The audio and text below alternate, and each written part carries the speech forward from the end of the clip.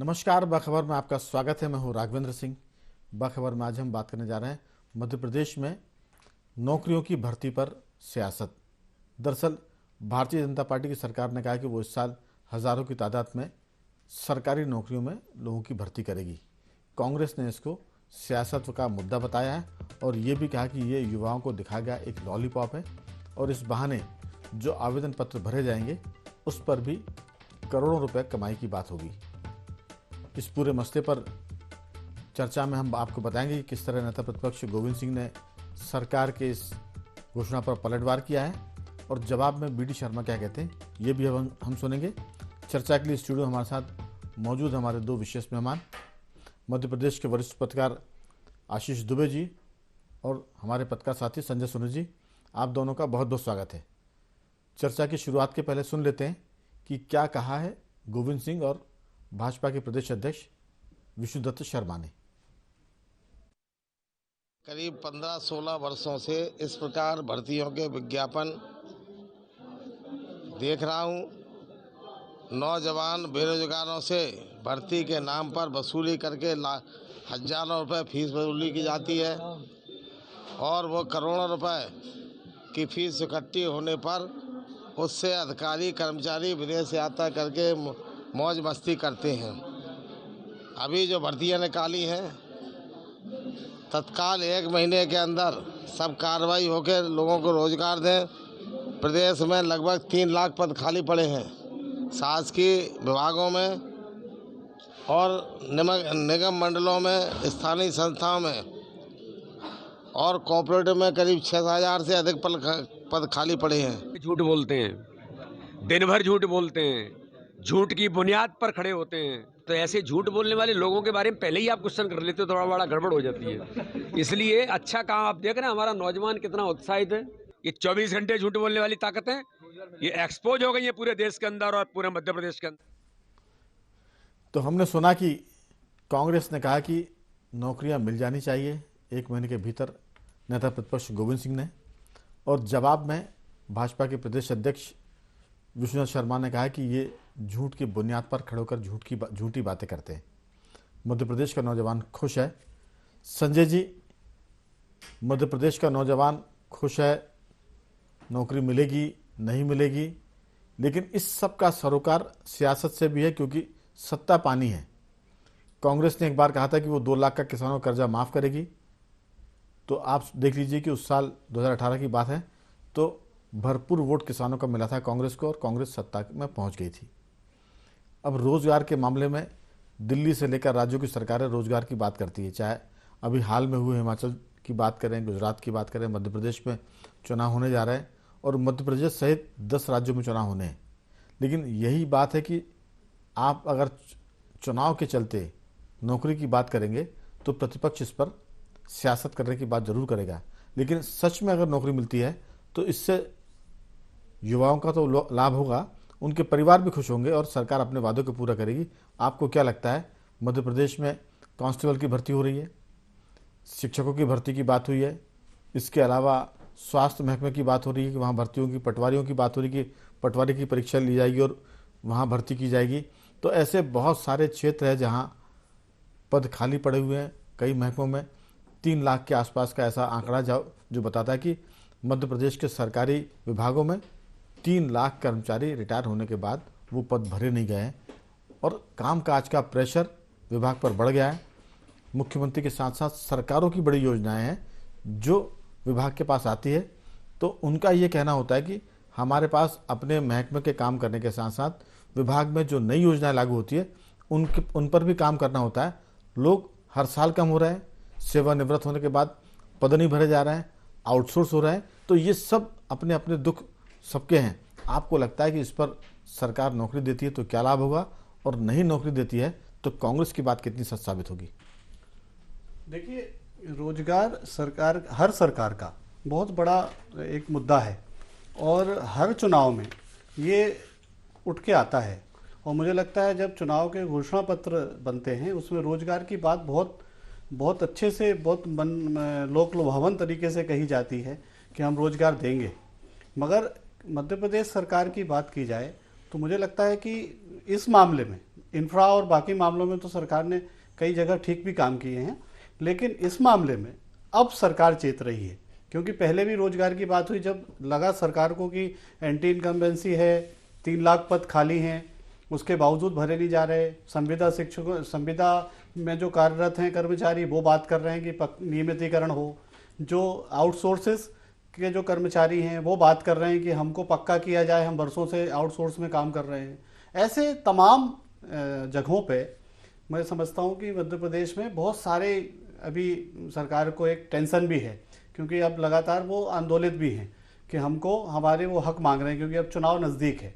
तो मुझे लगता है कि रोजगार एक बड़ा मुद्दा है और सरकार के पास बजट की कमी रही है लगातार। पहले भी सरकारें रही हैं, और बीजेपी हो चाहे कांग्रेस हो, सरकार मुझे लगता है कि इस पे चिंता करती नहीं है। जब चुनाव आते हैं, जब चिंता करती है, जैसा आपने भी कहा कि विपक्ष का अब एग्रेसिव होना बहुत आवश्यक है, क्योंकि रोजगार के मुद्दे पे सरकार ने सोचा नहीं जिस तरह सोचा जाना चाहिए था। हर साल, साल दर साल, क्योंकि आपको तो साल दर साल लोग आ रहे हैं ना आपके पास, जो सीटें खाली हैं हर साल, लेकिन लोग सेवानिवृत्त हो रहे हैं। संजय जी, प्रतिपक्ष के बारे में एक बात जरूर कहेंगे कि सरकार ने अगर वादा किया नौकरी देने का, उस सरकार वादा पूरा नहीं करती, तो प्रतिपक्ष का काम है कि सरकार को वादा याद दिलाकर पूरा कराए। इस पूरे 15 साल में, 16 साल में या 20 साल की हम बात करें, 20 साल में 15 महीने छोड़ दें कमलनाथ की सरकार के, तो सरकार को अपना वादा पूरा करने के लिए बाध्य करने जैसा कोई भी पक्ष ने आंदोलन नहीं किया, और इसी के चलते सरकार मनमर्जी के हिसाब से काम करती रही, निरंकुश रही, और जो युवा हैं उनका एक तरह से लाभ नहीं हो पाया। यदि प्रतिपक्ष जागृत होता तो सरकार को वादे पूरे करने के लिए मजबूर करता। जी, वही मतलब लबोलुआब ये है कि 34 लाख बेरोजगार हैं मध्य प्रदेश में, ये आंकड़े हैं। हो सकता है कुछ अब आगे पीछे और अपडेट हो, लेकिन फिलहाल तो मैं समझता हूँ कि इतनी बड़ी संख्या है, और आपके पास 3 लाख पद हैं, तो कम से कम 3 लाख तो भरिए, फिर बाकी जो है। मगर सरकार को मुझे लगता है कि जो विभिन्न विषयों पर बजट की बात हुई, उस पर एक विषय रोजगार भी है, क्योंकि रोजगार के लिए देने के लिए भारी भरकम बजट चाहिए। क्योंकि अगर जो नियमितीकरण करेंगे उनकी तनख्वाह आपको देखनी होगी, आपको जो नई भर्तियां करेंगे उनकी तनख्वाह देखनी होगी। तो ओवरऑल सरकार के पास अभी ये बहुत बड़ा मुद्दा है, और मैं समझता हूँ सरकार चेत तो रही है, मगर थोड़ा थोड़ा लगता है कि अभी उस पर विचार करते करते काम चल रहा है। जिस गति पे काम होना चाहिए मुझे लगता है वो हो नहीं रहा है। बिल्कुल आशीष जी, दरअसल सरकार की मंशा तो होगी, कोई भी सरकार चाहेगी कि रोजगार दे, लेकिन हाथ तंग है, खजाना खाली है, कर्ज में डूबी सरकार है, तो वो जरूरत को टालने की कोशिश करती है। जैसे कोई बच्चा अगर भूख से जब तक रोए ना तब तक माँ भी दूध नहीं पिलाती है, तो प्रतिपक्ष रो नहीं रहा है, बच्चों जो बेकार लोग हैं उनके साथ बेरोजगार आंदोलन नहीं करते हैं, तो सरकार भी इस मुद्दे को टालती, क्योंकि उस पर आर्थिक बोझ, जैसा संजय जी ने कहा, आर्थिक बोझ बढ़ेगा।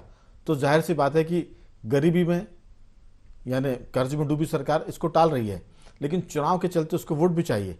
तो चुनावी साल में वो सारे मुद्दों को दिखा रही है लॉलीपॉप की तरह कि हम नौकरी देने वाले हैं। 35,000 नौकरी यहाँ निकाल दी, कुछ पटवारी की नौकरियाँ, कुछ इसके बाद आप देखिए कि स्वास्थ्य महकमे की नौकरियाँ हैं। तो ये सरकार का एक तरह से गिमिक है, जादूगरी है, और ये करते करते चुनाव आ जाएगा, बाकी चीज़ें एग्जाम हो जाएंगी।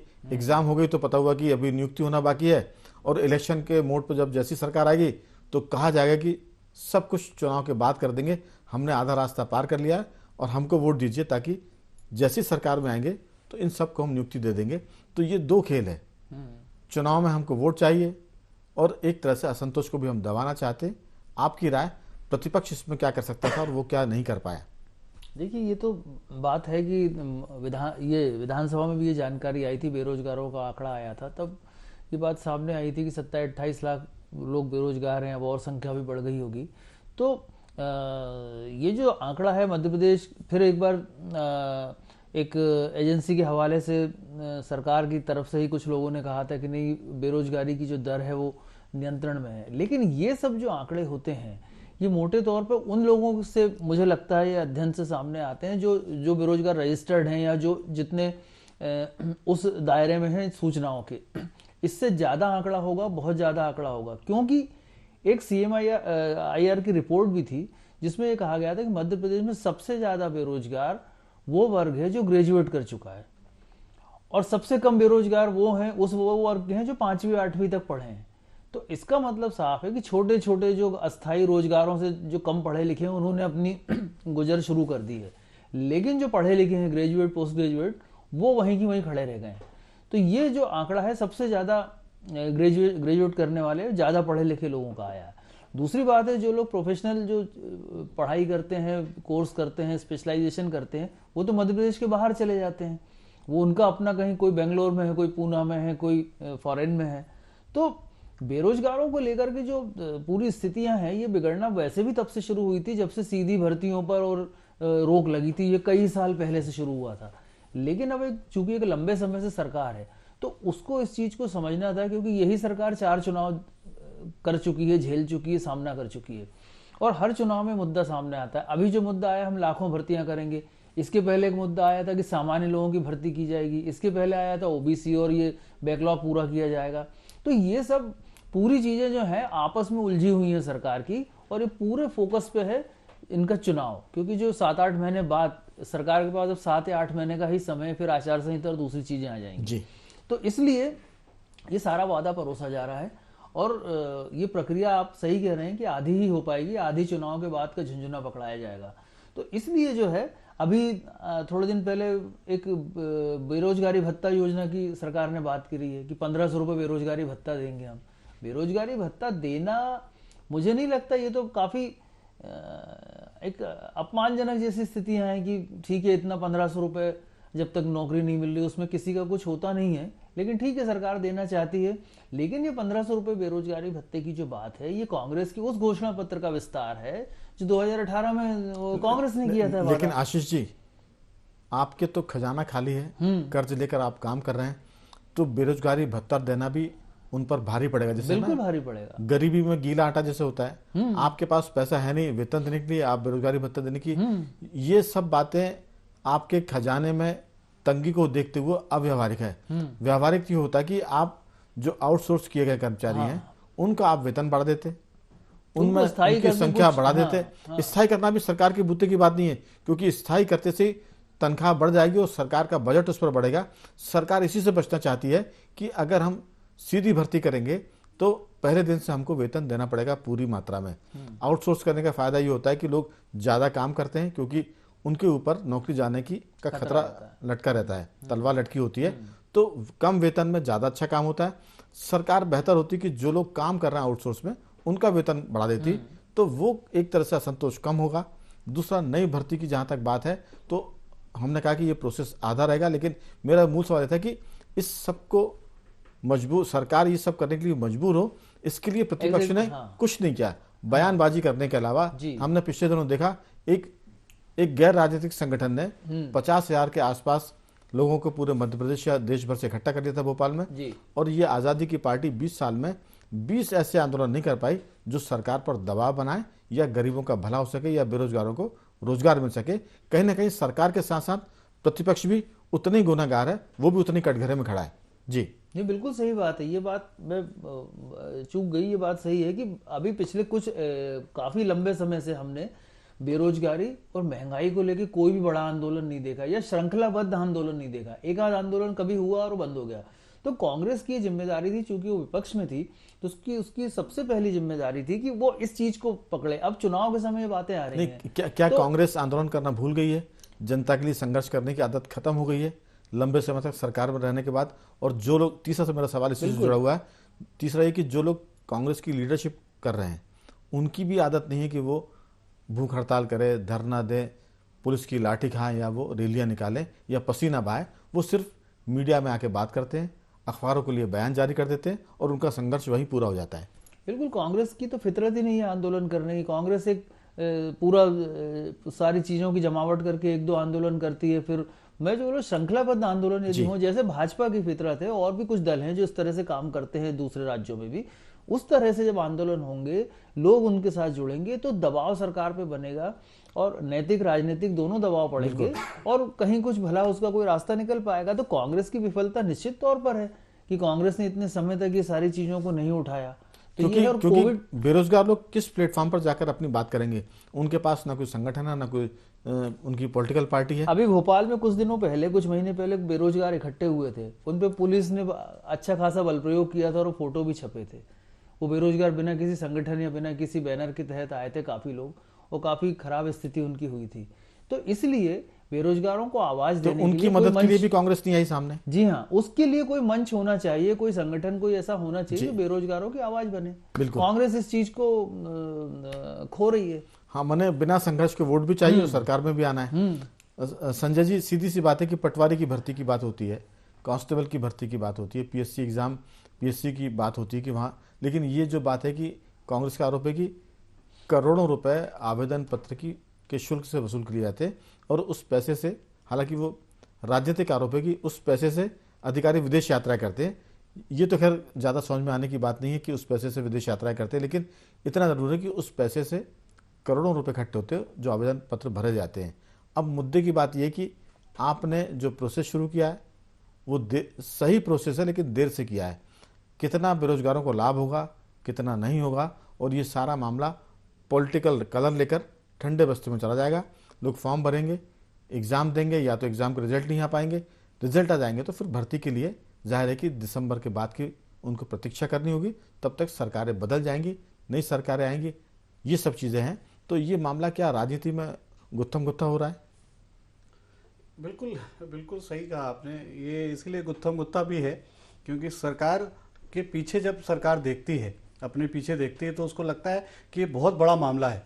यानी ये एक बयानबाजी से या एक घोषणा कर देने से बस काम नहीं चलता जी। क्योंकि बहुत भारी भरकम बजट चाहिए, फिर उतनी मना स्थिति चाहिए आपको कि सरकार रोजगार की जो खास तौर से जो सरकारी पद खाली हैं वो पद भी प्रॉपर सही तरीके से बिना कोई आरोप प्रत्यारोप के वो भर जाएं और सही तरह से सुचारू काम शुरू हो जाए। ये भी बड़ा टास्क है और ये अकेला टास्क है। उसके साथ जो सरकार के विपक्षी पार्टी है वो भी देखना है आपको, वो भी आपके ऊपर आरोप प्रत्यारोप करेगी क्योंकि आप जरा गड़बड़ होंगे। जैसे एमपीपीएससी में क्या हुआ, कोर्ट में चले गए लोग जो चयनित थे, और शिक्षक भी जो चयनित थे, जो चयनित हो चुके थे, जो सूचीबद्ध हो चुके थे, वो पुरानी सरकार में ही हो गए थे। 17 में वो हो गए थे, फिर बीच में कांग्रेस की सरकार आ गई तो वो उस समय मांग करते रहे कि हमें नियमित कर दिया जाए, हमें अपॉइंटमेंट लेटर दे दिए जाए, वो भी नहीं हुआ। फिर उसके बाद बदल गई सरकार, फिर भी वो लगातार आज तक मांग कर रहे हैं, वो भी अभी तक अपॉइंट नहीं हुए। तो कई लोग तो उसमें ओवरेज होने की स्थिति में आ रहे होंगे। वो एक्चुअल वही उन्होंने यहाँ मुंडन करा के आंदोलन किया था महिलाओं ने तक कि जिनको ओवर एज हो रहे हैं, उनके समय कम बच रहा है, वो 5-5 साल से ऑलरेडी सिलेक्ट हो चुके हैं, उनकी भर्ती नहीं हुई। तो ये बहुत बड़े सवाल हैं। मैं समझता हूं कि सरकार नहीं, सारी चीजों में सोनी जी, यही शुरू होती है प्रतिपक्ष की भूमिका। जब जनता के साथ अन्याय हो, बेरोजगार के साथ अन्याय हो, तब सरकार से न्याय दिलाने के लिए उस असहाय जनता के साथ प्रतिपक्ष को खड़ा होना चाहिए। प्रतिपक्ष कोई भी हो, चाहे बीजेपी का प्रतिपक्ष हो या कांग्रेस का।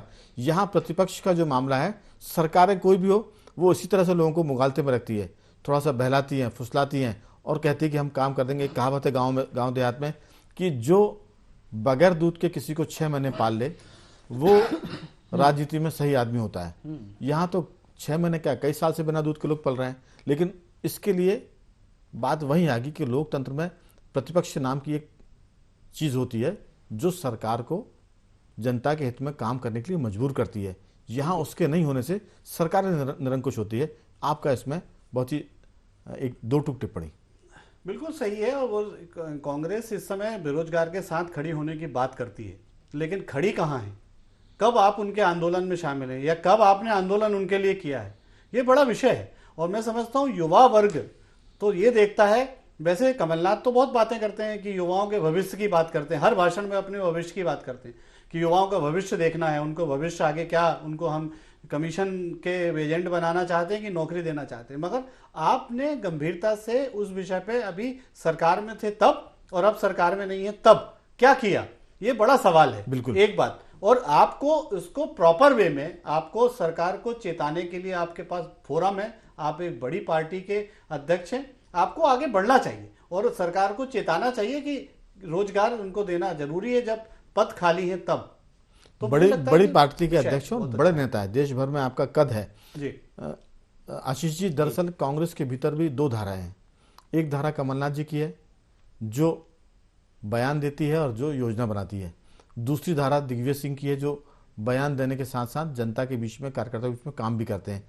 तो क्या यहाँ दिग्विजय सिंह जैसे किसी लीडर की जरूरत है? क्योंकि कमलनाथ जी उस मिट्टी के नहीं बने कि जो सड़क पर आंदोलन करें, लाठियां खाएं या भूख हड़ताल करें या अनशन करें, उसके लिए कोई आंदोलनकारी लीडर की जरूरत है। वो कमी होने से कांग्रेस थोड़ी इस मुद्दे पर कमजोर है और सरकार पर उतना दबाव नहीं बना पाती जितना उसको बनाना चाहिए।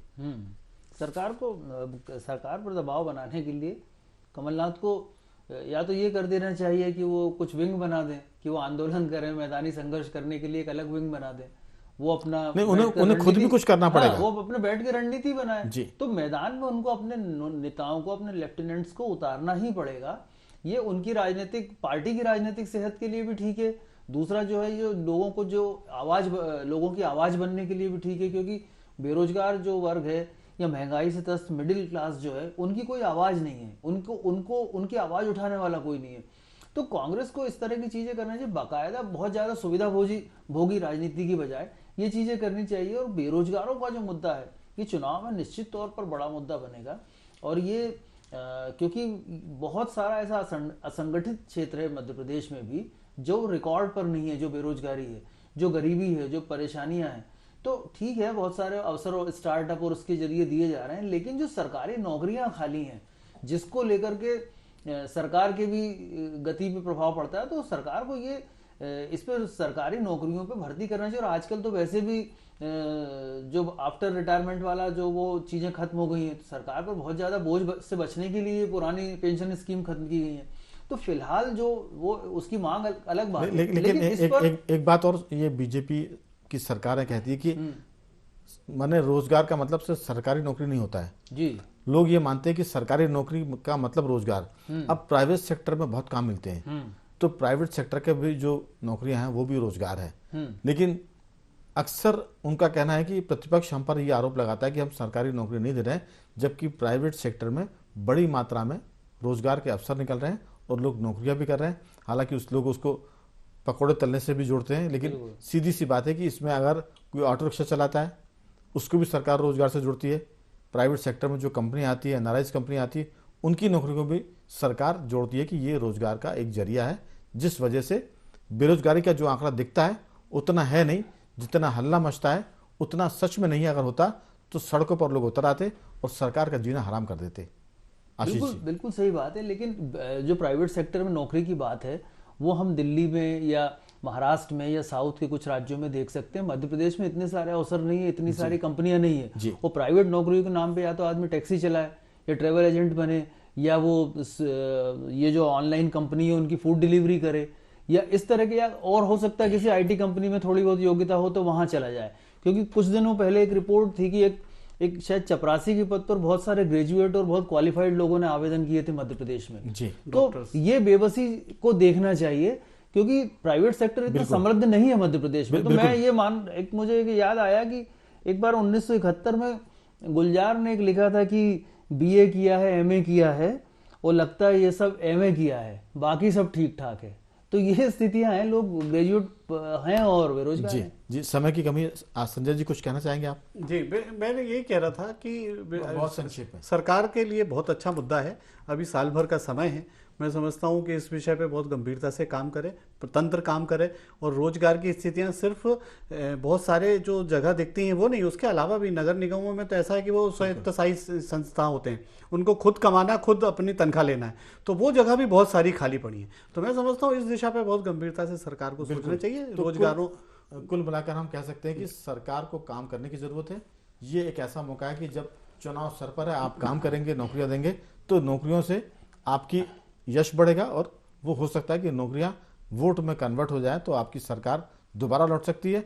अगर ऐसा नहीं हुआ तो जाहिर है कि कांग्रेस इसको चुनावी मुद्दा बनाएगी, और ये चुनावी मुद्दा एक तरह से वोट के मामले में नफे नुकसान का भी सौदा हो सकता है। तो बाखबर में आज सिर्फ इतना ही। दोनों मेहमानों का मैं धन्यवाद करूंगा। संजय जी आपका भी साधुवाद, और आशीष जी आपको भी बहुत बहुत धन्यवाद कि आपने चर्चा में हिस्सा लिया।